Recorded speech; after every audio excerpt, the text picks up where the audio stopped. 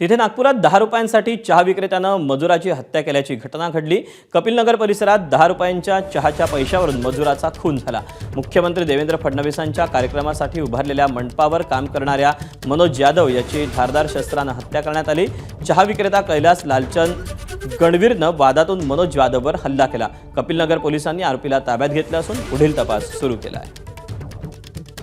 उत्तर आहे, हा आरोपीकडे चहा प्यायला गेला होता आणि त्याने चहाचं बिल न दिल्यामुळे जो आरोपी आहे याच्यासोबत त्यांनी वाद घातले आणि त्याला एक थापड मारले। त्याचा राग मनात धरून जो आरोपी आहे त्या आरोपीचा जो चहा बनवतो ते चहा बनवण्यात त्याने चाकू ठेवलेला जवळ जी दुधाची पिशवी फोडण्यासाठी आणि त्यांनी रागाच्या भरात त्याला पकडलं, मारलं आणि त्याच्या मानेवर त्या चाकूने त्याने वार केला आणि वार केल्यामुळे आम्ही त्याला दवाखान्यात पोहोचवलं। मेवामध्ये त्याच्या उपचारादरम्यान मृत्यू झाला आहे। जो आरोपी आहे कैलास लालचंद गणवीर याला आम्ही घटनास्थळावरून ताब्यात घेतलेला आहे।